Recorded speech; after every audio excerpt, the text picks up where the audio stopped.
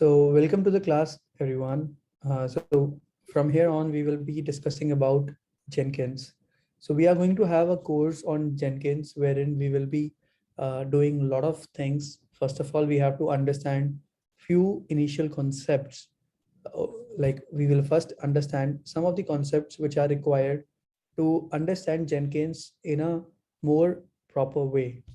So we will be going through some of the basics concepts. Okay, some basics concepts.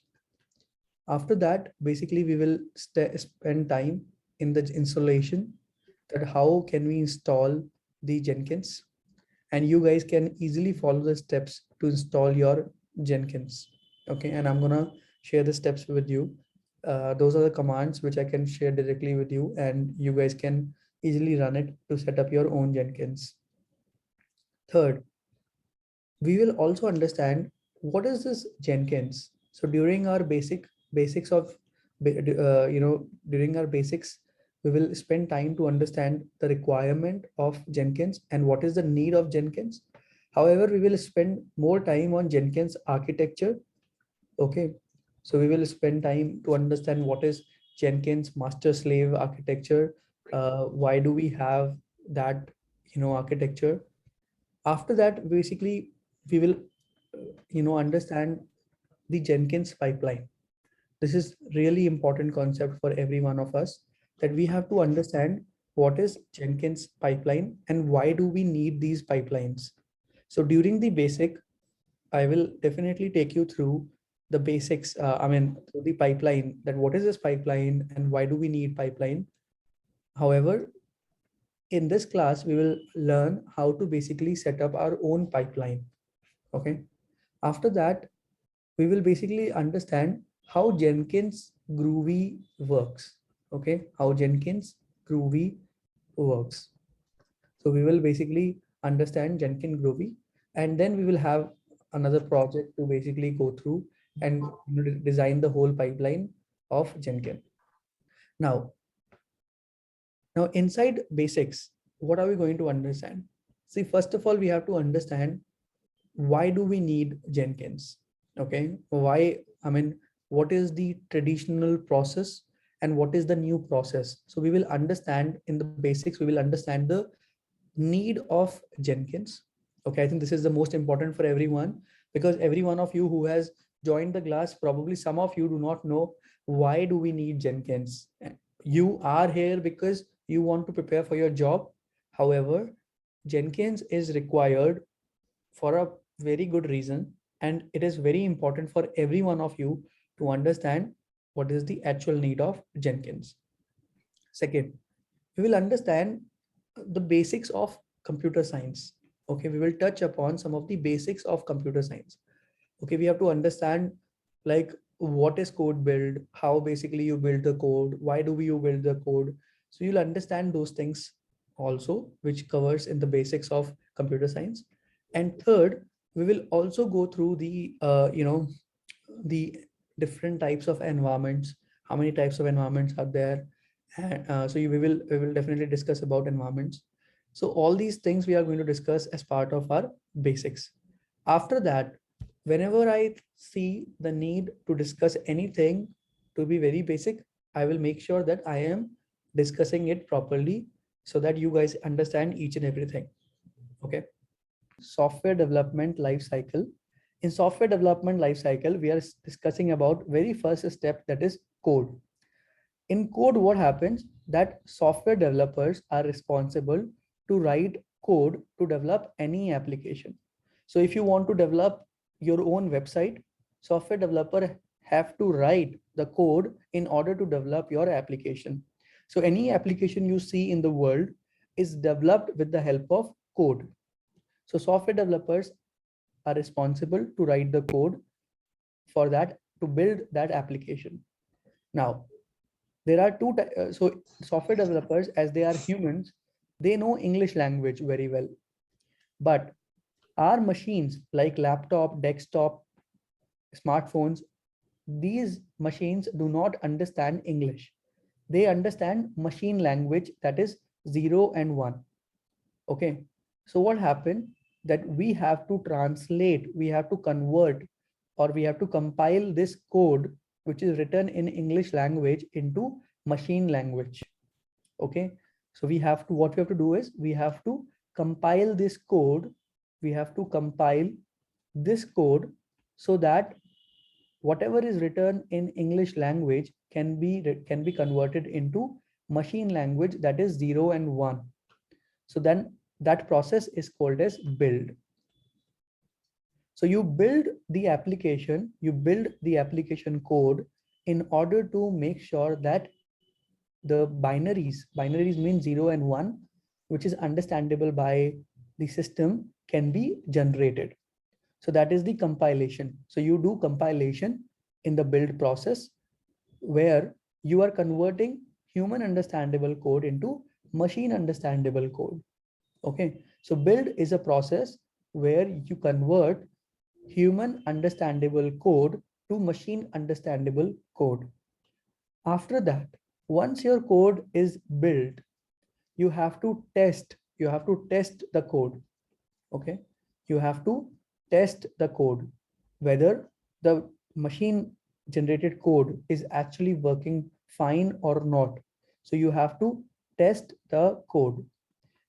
Once you see that after testing the code is working as per requirement, what you will do, you will basically deliver the code or deploy the code on the server so that WhatsApp application can run. So finally you deploy the application. So over here we have 4 steps. First one is to code, second one is to build, third one is to test, and fourth one is to deploy. Deploy means deploying on the required server so that the application can run. Okay. Okay, let me ask the question now again, and then I will, clarify if you have any doubt. So what do you think, what is the purpose of code block over here? We have the code over here. What is the meaning of this code? Okay. So let's imagine that we want to develop a website. Okay. So do we need to write the code to develop the website? So now when let's imagine that you and I are the developers. So Steve and Naman are the developer. So will we write the code in 0 and 1, or will we write the code in English? We'll be writing the code in English because we know English. During the build process, a conversion will happen, right? Okay. Emmanuel, what will happen at second step? So on the first step, we have written the code in English language, and that's but right now the code which we have written, that is not understandable by computer. Computer understand only 0 and 1. So what happens at second stage? The second stage is where you convert the code from English to machine language. Okay, so that is the build process, right?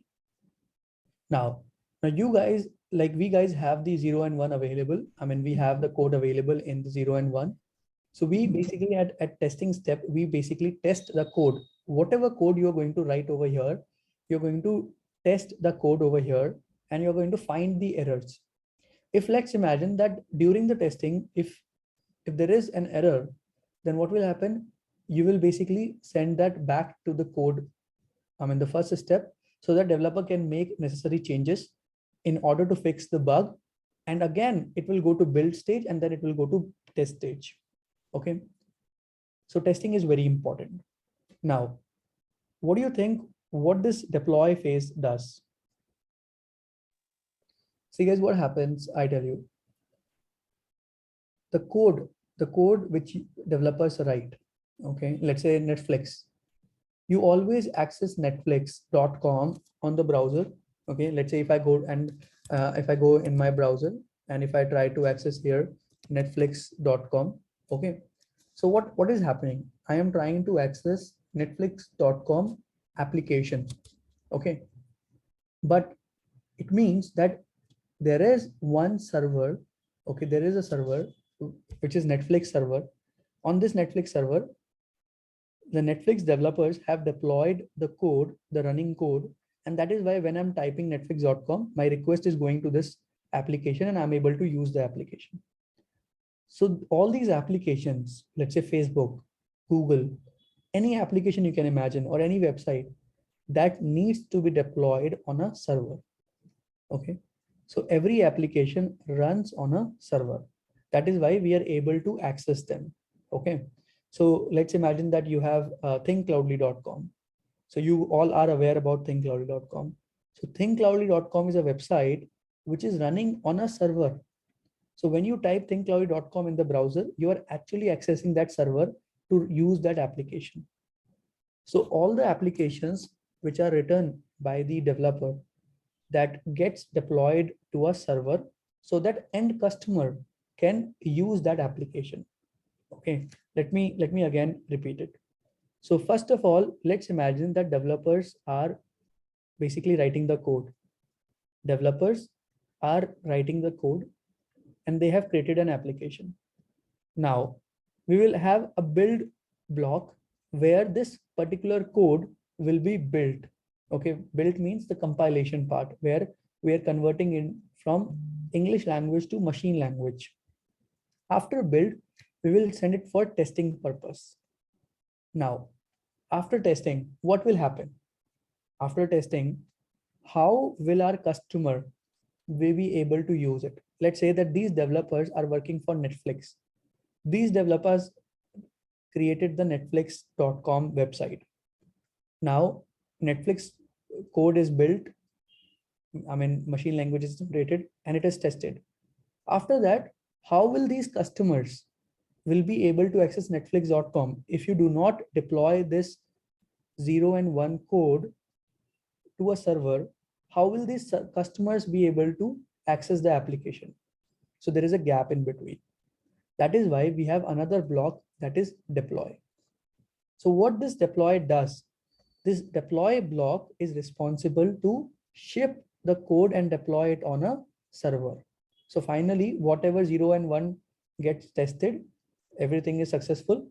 This deploy block will deploy the code on this server. Okay, now your Netflix application is running over here and customers can connect and use it. So you see, by adding this deploy block, you are filling the gap and you are making sure that customers are able to access the application. Is it possible, everyone? Tell me, guys, please tell me, is it possible for the customers to access the web netflix.com without deploying it? Do you think, guys? We need to deploy the code, otherwise it will not be able to, customer will not be able to use netflix.com or facebook.com. It needs to be deployed on a server. Always remember, whenever we use browser, we always talk to a server for any application. Let's say you are accessing thinkcloudly.com. Even at Thinkcloudly, we deploy the code regularly on this server so that our customers or our students like you guys can access and can watch your recorded sessions. How are you able to do it? You are accessing our server.